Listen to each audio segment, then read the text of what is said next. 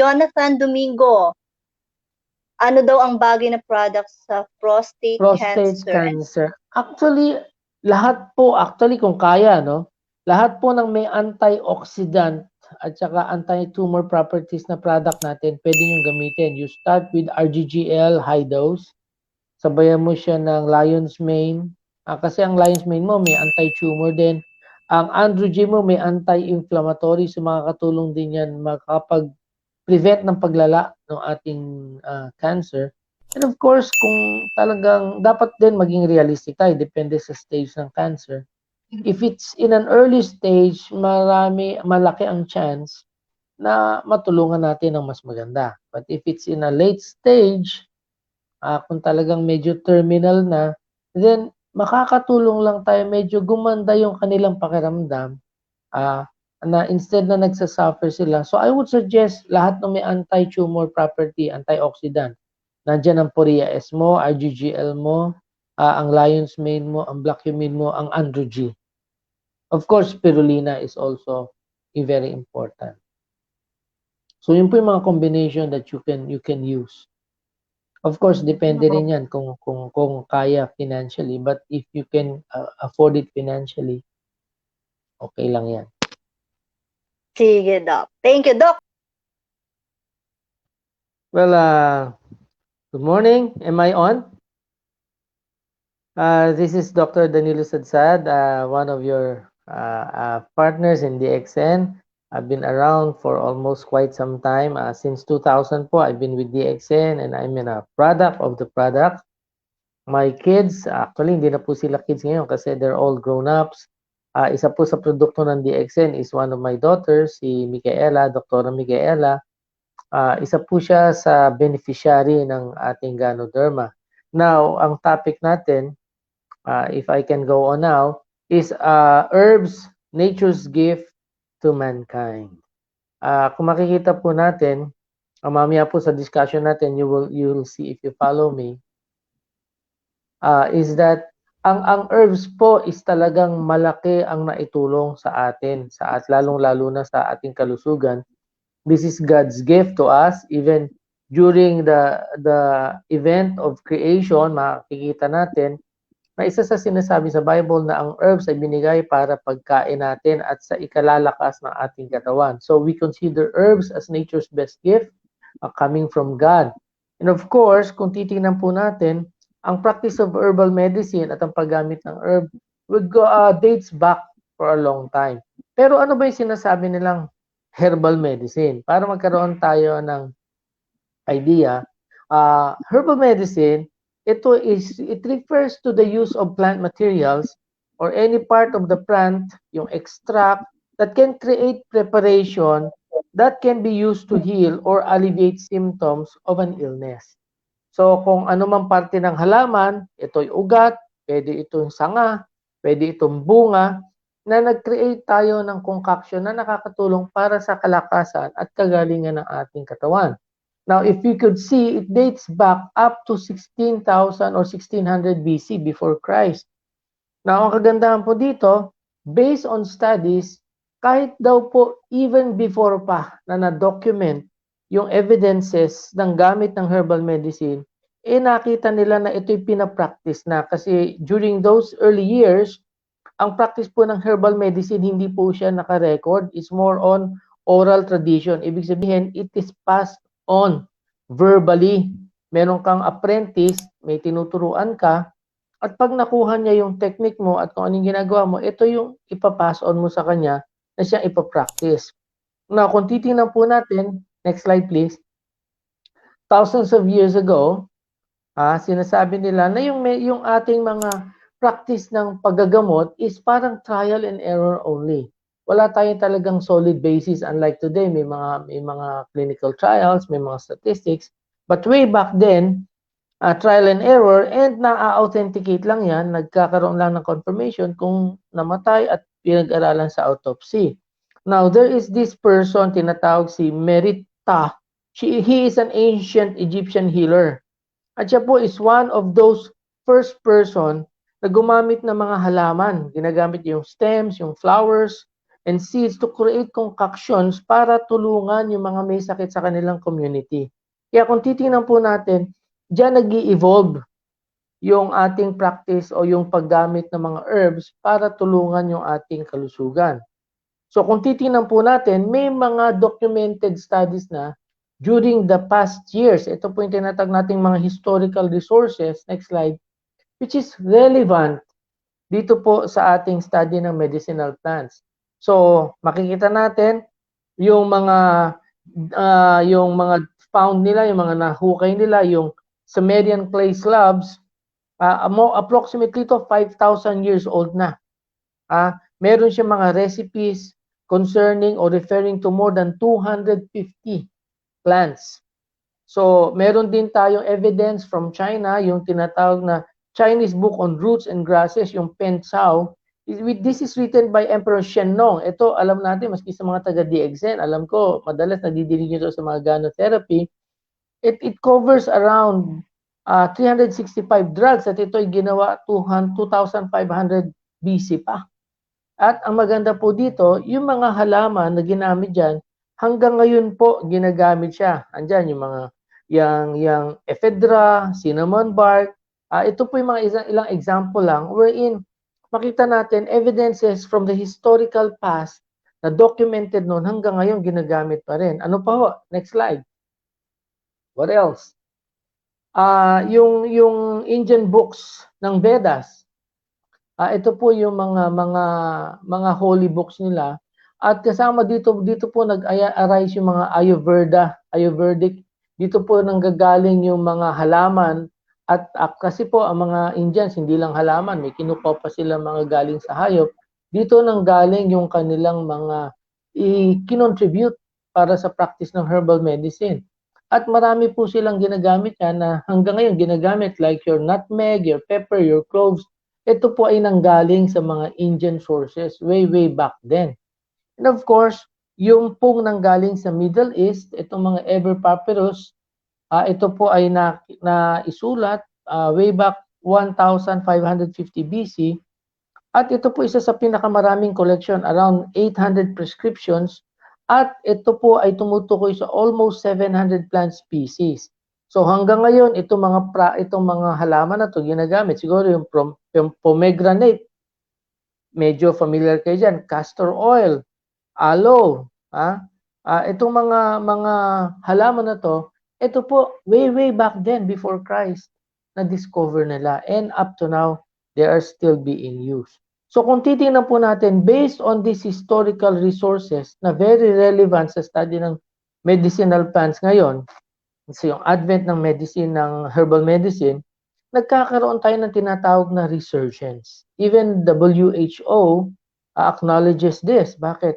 Kasi ang sinasabi nila, maraming pasyente, at siguro ilang doktor din, is a little bit frustrated, lalong-lalo na pagdating sa mga terminally ill na mga sakit.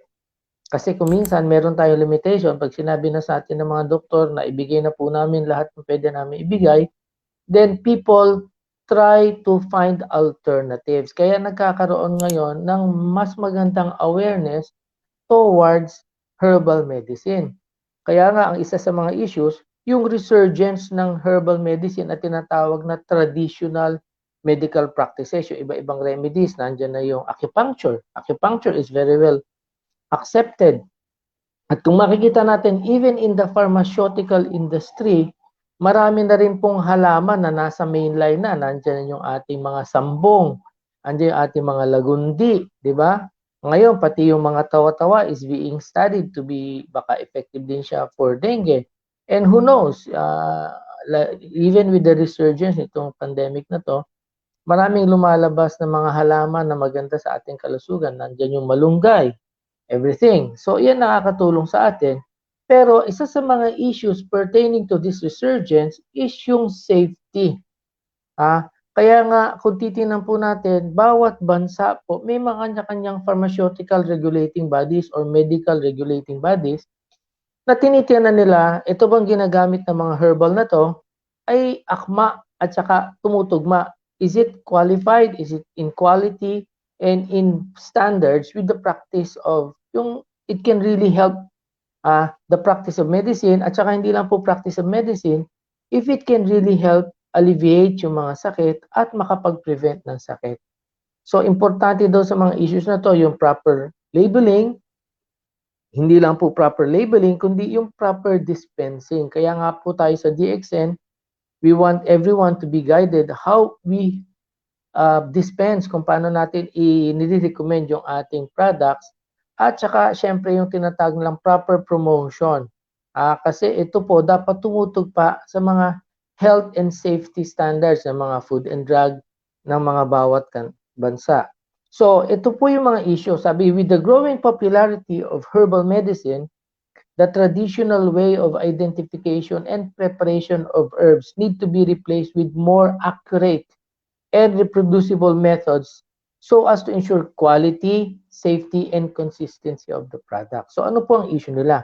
Kung yung dati, kulo-kulo lang, piga-piga lang, ngayon, kailangan po mas standardize, mas maganda yung quality kung paano tayo magka-come up doon sa mga herbal products natin. So kasi sabi nga nila, given the market value at saka yung potential toxicity, ibig sabihin, hindi porke herbal siya, hindi siya pwedeng makasama kung mali ang paggamit natin. So dapat po, dahil marami ang gustong gumamit ng herbal products ngayon, dapat po magkaroon ng magandang sistema ng pag-manufacture, sistema ng regulation, at saka yung mga tinatawag nating mga safety measures. Dapat po yan ma-set in place natin lahat. So next slide. Sige po, isa pa. One more slide. Okay. So, yun po yung gusto nating pakita. Na with this resurgence, nagiging mahigpit na po ang hindi kagaya nung dati na pwede magpakulo-kulo ka lang. Although, sabi nga nila, mga home remedies, pwede mong gawin sa bahay. Pero ngayon po, nagkakaroon na ng magandang market ang mga herbal products. So, importante yung standardization, and which is very, very good for us because DXN is meeting the global standard for even cultivation, manufacturing, and even marketing po ng herbal products. So yun po yung advantage natin sa ating mga kasama sa DXN. Tayo po ay sigurado sa ating produkto. We have our own farm in Malaysia. We cultivate our own raw materials. Hindi po tayo umaasa sa mga contract growers. And then we also manufacture our own raw materials into finished products. Ibig sabihin, yung standard po na sinusundan natin is very strict. It is compliant do sa tinatawag nating good manufacturing practices. May mga halal certifications po tayo. Lahat po ng ating mga produkto ay registered sa Bureau of Food and Drug. At lahat po nito mga products natin ay subok na. Kaya nga po gusto natin itong i-relay sa inyo na tayo po sa DXN, we have very good products at dapat po sumusunod din tayo sa tamang sistema kung paano natin ma-promote. So pag-usapan natin yung products ng DXN. Of course, when you speak of DXN, we have the king of herbs. Next slide. Yan, alam niyo po yan, yung ating Ganoderma. Ito po ay kilalang-kilala natin as the king of herbs. Marami po siyang tinatawag tayong pangalan, Reishi, Lingxi. At kung titingnan natin even the historical background, ito po ay nakikita doon sa next slide. Nakikita po ito doon sa mga literatures way back then. Itong tinatawag na Shenong Classics, itong binanggit natin kanina, Classic of Materia Medica. Ito po ay nandito na sa mga listahan na to, yung mga product ng Ganoderma o ginagamit ng DXN ng Ganoderma. So we can rest assured na ito po ay talagang even way back then ginagamit na. Next slide. So ito po yung sumupplement naman doon sa Materia Medica, yung tinatawag nating First Chinese Pharmacopoeia. Dito ay makikita rin natin yung mga description regarding Ganoderma, kung ano yung magandang epekto niya sa ating katawan. It enhances vital energy, strengthening the function of the heart, increased memory, and anti-aging effect. So, ang maganda po dito, if you will look into our products, hindi lang po maganda ang kanyang historical background. Ibig sabihin, hindi lang siya ginagamit way back then. Ibig sabihin po, pag ginagamit na matagal na at kasama sa mga tinatawag nating mga good resources, historical resources, meron na tayong at least confidence na talagang maayos siya kasi matagal na ginagamit. But when we look into our products, yung lalong-lalo na po yung Ganoderma, meron siyang talaga mga active ingredients. Next slide, please.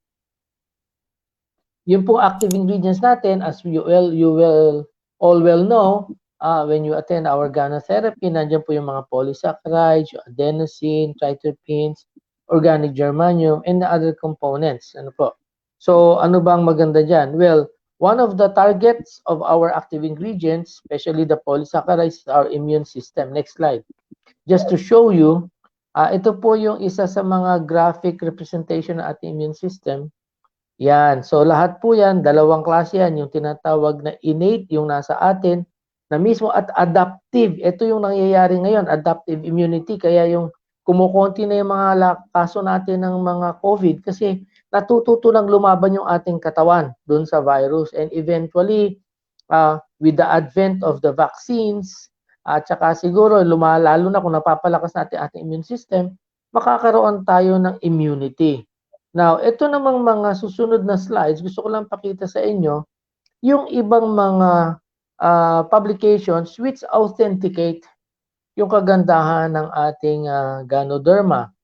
So, sige po, next slide. So, yung slides na to, pinapakita yung potential ng Ganoderma lucidum kasi po siya ay magandang pangtulong, pangpalakas ng ating immune system at nakakatulong din po siya na ma-enhance yung tinatawag nating mga natural immune cells. Ito po mga publication na to ay sinasabi dito not only enhancing yung ating mga immune cells but it also helps in the body not only fighting yung mga infection but also yung prevention ng mga tumors at saka cancer kasi part of the function of our immune system is to prevent growth ng mga cancer at tumors. Next slide. Next slide, please. Pakita niyo po yung slide natin about immunity and cancer. Yan. Kasi pag magandang immunity natin, hindi lang infection ang kayang labanan. Pati po cancer kayang iwasan natin. And then, another component ng ating Ganoderma is yung adenosine. Now, ang adenosine po, napakaraming magandang tulong sa ating katawan. Next slide. I will not go much into the details. You can attend some of our Ganotherapy sessions probably. Pwede na rin tayo mag-online yan eventually. But ang isa sa advantage sa adenosine, maganda siya sa ating blood circulation. So it does not only, ang Ganoderma does not only help the immune system through your polysaccharide, but through adenosine, naaayos niya yung daloy ng dugo sa ating buong katawan. Sabi nga nila, nasa dugo lang yan. When blood circulation is very good, then the function of your body is also very good. Now, another component na gusto kong highlight ng Ganoderma is yung triterpenes. Now, ang isa sa kagandahan ng triterpenes, based on these several studies, kung makikita niyo po, una-una nakakatulong ang triterpene maka-control ng ating blood sugar. So, this is very good news.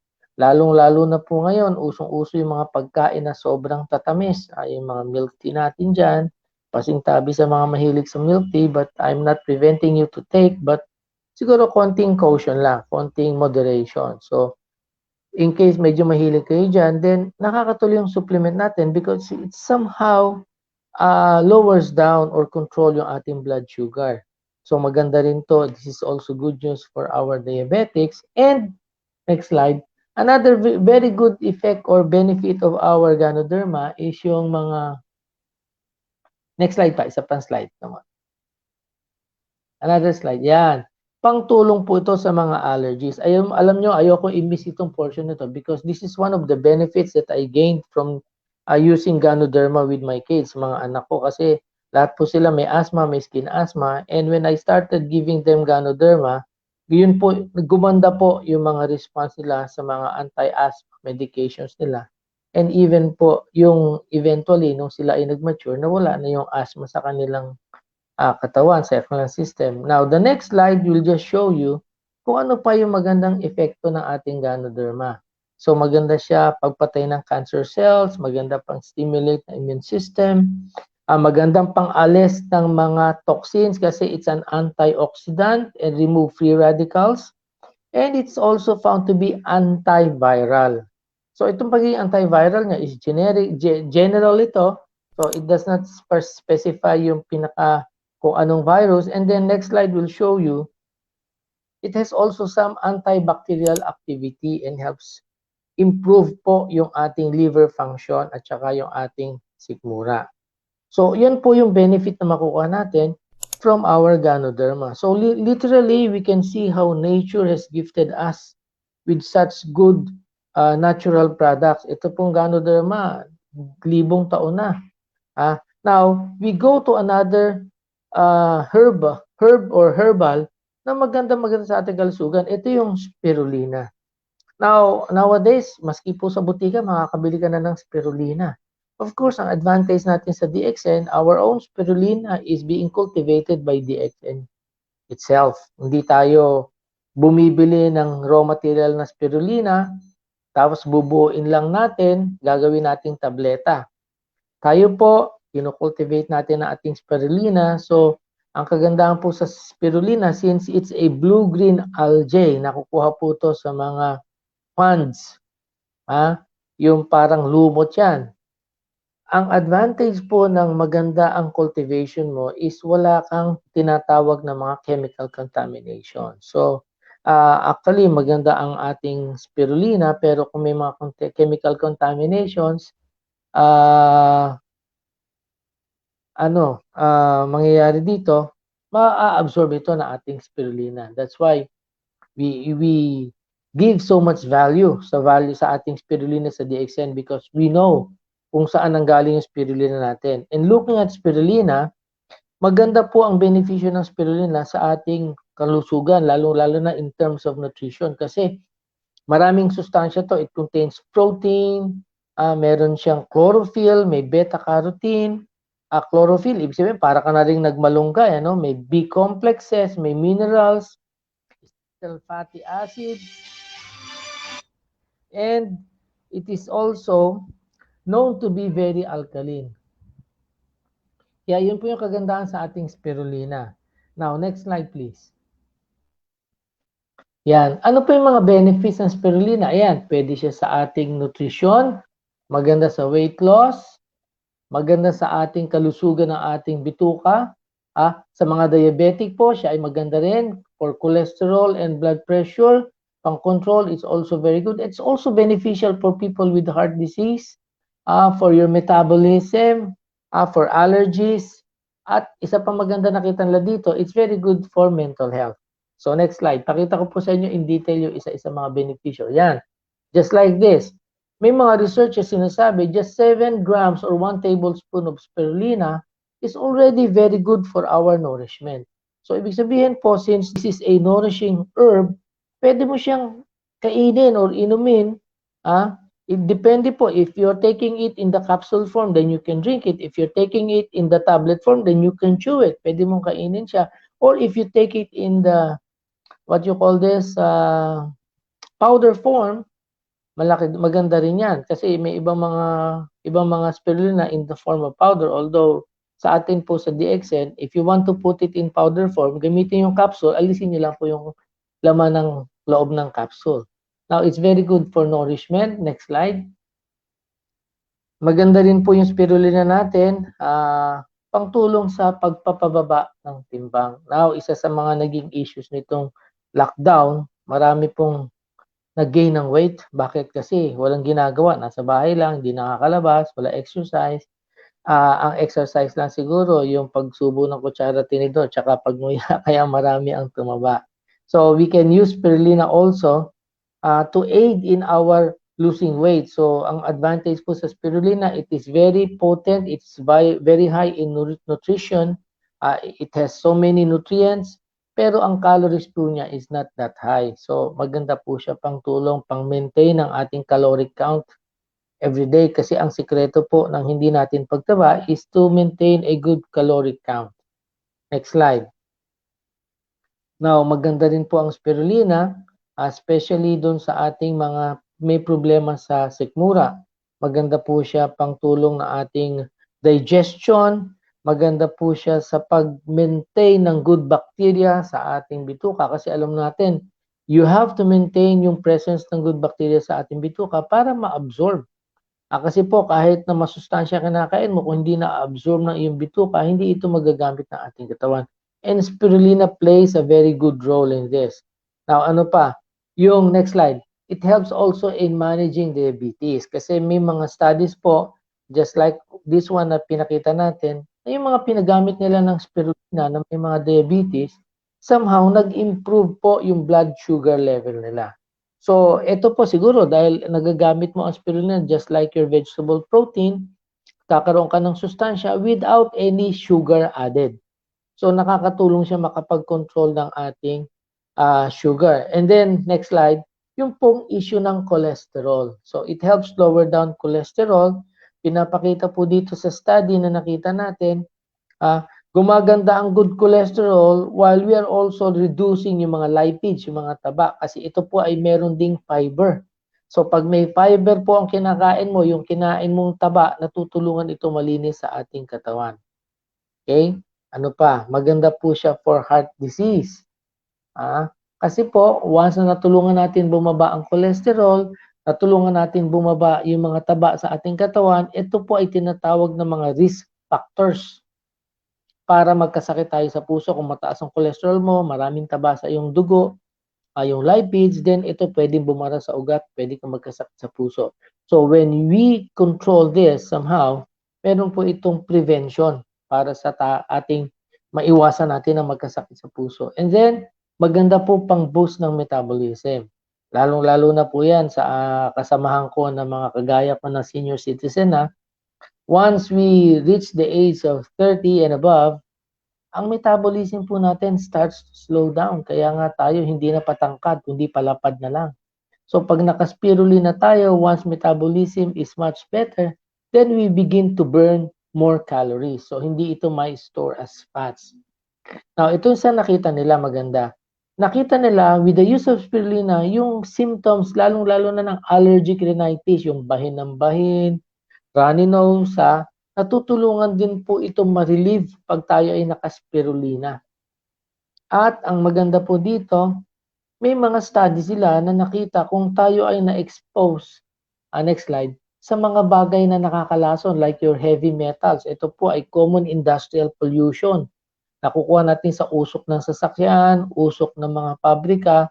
Isa sa magandang pangtulong para alisin ito sa ating katawan is spirulina. So kung nandun tayo sa mga polluted areas, it is very good for us to also take in spirulina. At isang pinakamagandang benefit nito, next slide, is its support in improving tinatawag nating mental health. Ang reason nila dyan, yung spirulina daw po is a good source of tryptophan. Now, anong advantage? Bakit kailangan natin ng tryptophan? Ito pong tryptophan, ito po yung amino acid na tumutulong mag-produce ng serotonin sa ating brain. Ano ang trabaho ng serotonin? Nakita nila, pagka maganda ang levels ng serotonin sa ating brain, naiiwasan natin yung anxiety, yung mga nervyos, yung mga depression. So ito po yung tinatawag na good chemical sa ating brain. Siya yung nagpapasarap ng pakiramdam natin, nagpapakalma sa atin. So nakita nila, isa sa magandang benepisyo or benefit with taking spirulina is it helps improve mental health. Actually, maganda po itong, this is good news today because isa sa mga problema natin dito sa pandemya because of the lockdown, limitations of finances, sa lahat ng mga restrictions na to, maraming tao ang nagkaroon ng depression at anxiety.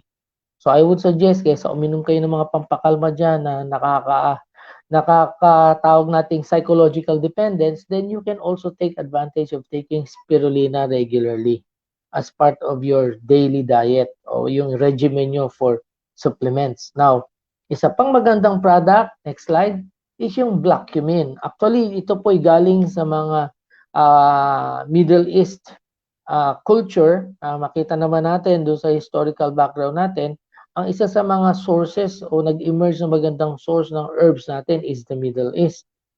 At sinasabi nila dito sa Black Sea daw, kung iinumin mo to regularly, it can cure almost any disease except death. Pero kung titingnan natin mga traditional uses niya, isa sa magandang gamit po nito ay doon sa mga mahihina ang baga. Nakakatulong itong magpaganda ng function ng baga. Although hindi siya pareho ng panghika na gamot, At nakita nila maganda rin ang ating black cumin sa mga may mga diabetes because may mga binibigyan sila, at least sabi nila mga 2 grams daily lang, nakakatulong na itong mag-improve yung blood sugar. And they also found out na ang black cumin po is very good for people who's suffering from high blood pressure. Now, on top of this, yun pong mga may problema sa infertility, one of the findings na nakita nila sa black cumin is nakakatulong itong maka-enhance ng number ng sperm o yung sperm count at saka yung tinatawag na sperm motility. Kasi yung iba pong mga lalaki kaya hindi sila makabuntis is because yung quantity at saka quality ng sperm nila ay hindi maganda. So based on studies, ang ating black cumin can help improve yung male fertility. Now, another good herb that we have in our arsenal is yung cordyceps. Yan, lalong-lalo na po ngayon, nag-uumpisa nang magkaroon ng mga activities itong pandemya na to. We need more energy, we need more oxygen in our system. Ito pong cordyceps, they found out na nag-i-increase ito ng production ng tinatawag na ATP. Ang ATP po ang pinaka-measure ng energy sa ating katawan. The more ATPs your cells generate, the more energy you have for functioning. So ito po yung kagandahan dito sa ating cordyceps. Now, another good product that we have, next slide, is our Poria. Poria S. Ito po isang mushroom din. It is almost similar to your Ganoderma, kasi meron din siyang tinatawag na polysaccharides at saka triterpenes. And on top of that, may mga amino acids din siya, may mga enzymes. Pero isa sa pinakamagandang nakita nila, siguro isa sa mga highlights nitong polysaccharides at saka triterpenes, it has a calming effect. Kaya traditionally po, ang Poria S, ginagamit nila doon sa mga tao na may mga sleep disturbances. Yung mga may insomnia, ginagamitan nila ng Poria S. At nakita nila, aside from having very good benefits for those who have sleep disturbances or insomnia, maganda rin itong nakakakalma ng pag-ubo natin. Ito, which is very important kasi ngayon, pagka may COVID, pag umubo ka, sabi nila may COVID ka na. So, you can use your Poria S. And then we have our Lion's Mane. Well, ito po maganda kasi it's really noted for its good effect on our nerves, yung tinatawag nilang stimulation of your nerve growth factor. Kaya maganda po to pangtulong if you have people who are taking medications for Alzheimer's, Parkinson's, at iba pa mga dementia, yung mga problema sa muscles at saka problema sa nerves. Maganda po ang ating Lion's Mane. Isa sa mga main function niya is yung tinatawag na neurite outgrowth, yung nerve growth factor. Tinutulungan niyang ma-stimulate. Ang maganda po kasi dito, when you stimulate yung nerve growth factor, yung pong mga sugpungan, yung tinatawag nating dendrites, ito po yung mga parang kamay ng ating nerve cells, nagiging mas maganda po siya. Kaya nagkakaroon ng magandang interconnection ng ating nerves. And pag maganda interconnection niya, maganda rin po yung transmission ng mga signals. Kaya yung mga pakiramdam mo, yung tinatawag natin mga sensory, touch, pag-iisip natin, yung sight natin, yung smell, lahat ng mga senses na yan, which is facilitated by the nerves, ay nai-improve even yung motor function. Kasi po, hindi gagalaw ang muscles natin pag walang tulong ng nerves. Kaya importante po ito. At ang kagandahan po sa ating Lion's Mane, on top of its good effect sa ating mga nerves, dahil po siya ay antioxidant din. So meron din po siya magandang benepisyo when it comes to, next slide po, when it comes to anti-cancer. Yan. Preventive din po yan based on studies ni Friedman. Meron din po siyang effect sa mga resistant bacterial strains kagaya ng H. pylori sa ating sikmura. Kaya maganda rin siya sa mga merong mga potential na ulcer at maganda siyang protection para sa pag-repair ng ating gastric mucosa, yung pinaka-lining po ng ating sikmura at bituka. Kaya nga po, I would suggest, hindi lang po sa problema sa nerves, kung meron kayong problema like digestion problems, kagaya ng GERD, pwede nyo rin isabay itong ating Lion's Mane.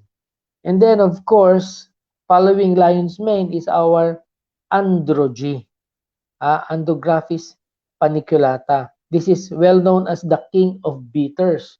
Ngayon, usong-uso yan, serpentina, dahil mapait daw, maganda sa diabetes, maganda sa ating mga kalusugan. Well, ang Androgy po is well known for treating common colds. Nung unang panahon po, traditionally, ginagamit ito sa mga may sipon. Kaya maganda po siyang pangtulong. And aside from that, although it lowers down yung body heat natin, may mga studies at mga research pinapakita in high doses.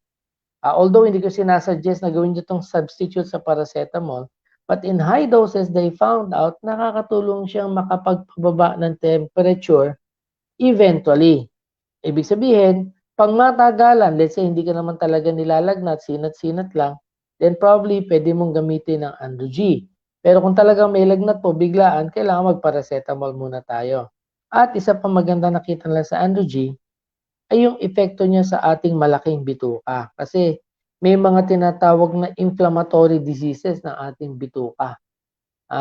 So, itong ating inflammatory diseases ito ng bowels natin o ng bitukang malaki natin, minsan talagang mahirap ito at talagang nakakadismaya kasi pangit ang pakiramdam, hindi ka natutunawan, at minsan pati ang pagdumi mo may dugo. So, nakakatulong po ang ating Androgy para tulungan mabawasan yung pamamaga ng ating bituka.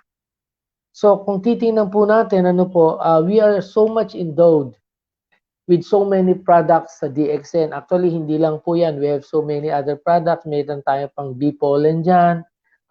At saka yung iba pa natin mga health products. And what is good with DXN, hindi lang po ito mga health products natin ito. We've even incorporated these health products with our mga beverages natin, sa ating sabon, sa ating toothpaste, sa ating shampoo, which also adds additional benefit para sa ating kalusugan at sa pag-maintain ng ating tinatawag na personal hygiene.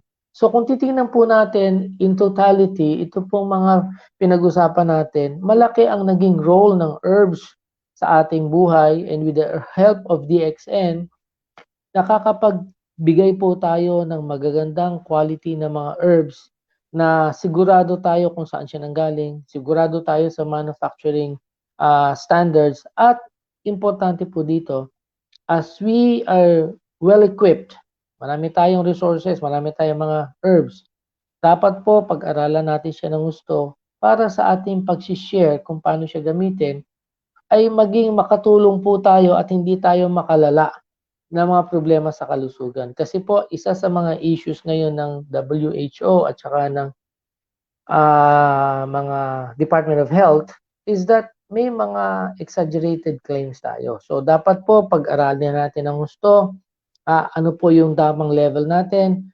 Sa ating pong bansa, we are considered as a supplement, kaya nakalagay po no therapeutic claims. Sa ibang pong bansa, sila po ay lisensyado as therapeutic. So, depende po sa regulating body natin yan. So, tayo po, we must subscribe, sundan po natin kung ano yung nirekomenda sa atin ng BFAD. Ang importante po dito, with the advent of herbs, ito po ay malaki ang naitulong sa buhay, kalusugan at kalakasan ng mga tao from time immemorial up to the present and even in the future. And I would just leave you with this saying. Next slide po. Sabi ito ni Thomas Edison, the doctor of the future will no longer treat the human frame with drugs, but rather will cure and prevent disease with nutrition. Ibig sabihin po, kung maayos, tama ang ating pagkain, maayos ang ating pamumuhay, balanse po tayo, may tamang exercise, maayos ang pagtulog natin, magandang pag-inom natin ng tubig, with the advent and the help of herbs, malaki po ang maitutulong natin ito sa ating kalusugan. Lagi po nating tandaan, an ounce of prevention is better than a pound of cure. So with this, good morning and thank you very much. Miss Lisa Benedicto. Ayun. Okay, good morning. So si Ma'am Ask ko Lisa, lang, oo. basahin ko, Ivy ha, sabi niya, good Yes morning po, Doc. sure. Ask ko lang po sana if anong combination ng DXN product na papainom ko sa baby ko. 2.5 years old po sila, after po kasing mag-injectionan sila ng anti-measles. Nilagnat na po sila, gang inubo po, sinipon, gang pagbalik-balik po lagnat nila, twins po kasi baby. Okay. Well, actually po, yung vaccine po kasi literally nakakalagnat yan kasi ini-stimulate mo yung immune system. One of reactions of the body is to develop slight fever. Now, pag may lagnat po, siyempre bigyan natin ng paracetamol. Pero kung pang-supplement lang po natin sa mga bata, it's 2 years old, ano? Kung tama ba, 2 years old? So Yes, kung 2 2 and a years half. old yan, 2 and a half, pwede natin bigyan ng ating spirulina cereals para mas maganda, malakas ang immune system nila. Ako, I started my kids with RGGL as early as 3 years old eh. Yung bunso ko, nag-start ng RGGL as early 3 years old. Sinasama ko lang sa gatas nila. Hindi na GL, pinagsama ko na RG tsaka GL kasi may mga hika yan eh. So, I had to really help them out. Para sa akin, RGGL and spirulina is good. Oh. Pang-umpisa. Wag po yung mga Andro G muna kasi medyo pang-adult po yan. Kung may konting sinat lang, paracetamol lang, para maganda at hindi pa babalik-balik yung mga ubo, lagnat, then you have to enhance the immune system. RGGL po tayo tsaka spirulina. Kung bata, Yun. spirulina cereals, very good. Of course, sama Okay, natin yung noted. ating Rosel juice kasi vitamin C Yes. yan. Tama. Thank you, Doc. Okay, meron pa ba? Eto, sabi niya, 56 years old na siya and gusto niya pang tumaba. Ano daw ang product combination na maganda o product na pwede niya i-take? Gain weight? Well, actually madali mag-gain weight eh. Ang kailangan mo lang, ako nga, ang iniiwasan ko yung mag-gain weight eh. Pero madali po mag-gain weight, ano? Pero in a healthy way. Dapat po kasi bibigat ang timbang natin, hindi lang po basta bumigat. Dapat po, bumigat yung timbang natin doon sa tamang age bracket natin at saka height bracket natin. Tandaan po natin, meron po tayong tinatawag na normal range kung gaano kakataas.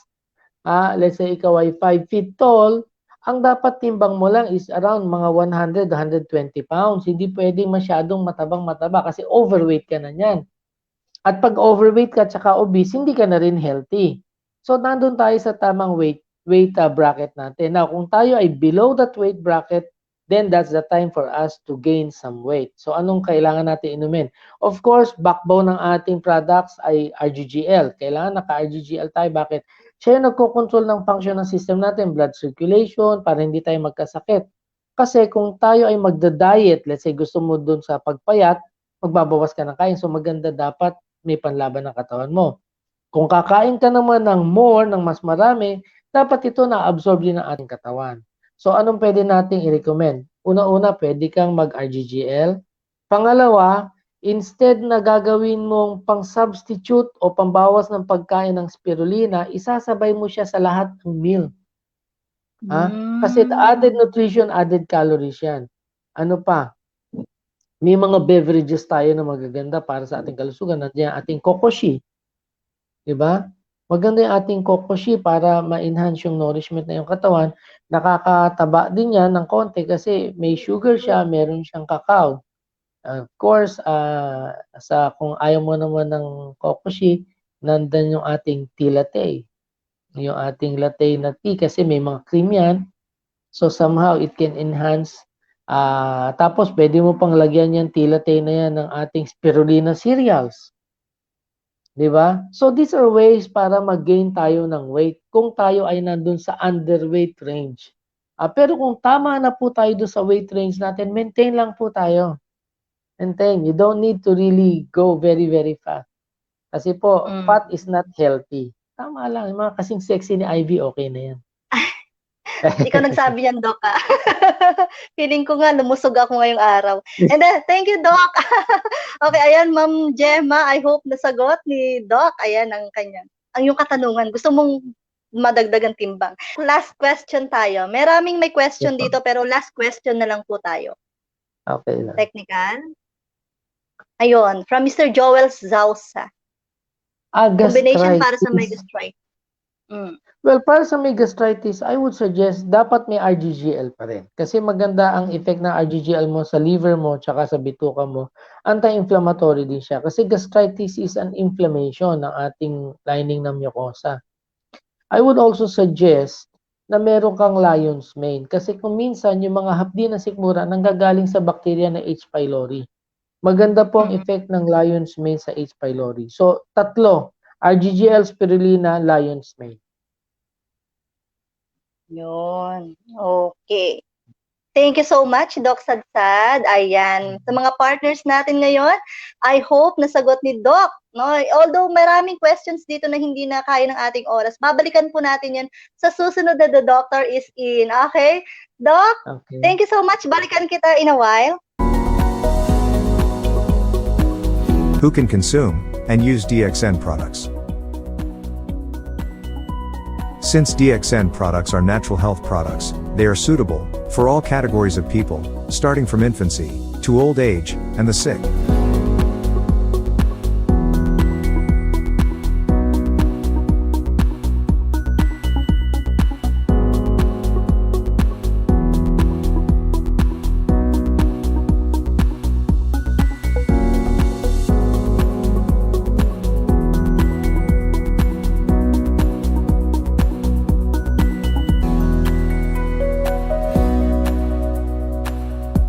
Make sure you find the time and spend some money for your health before it is too late. DXN products help your body to maintain optimal health. Give them a try, and you will feel the benefits of DXN products in a more natural way. Thank you for spending your time with us.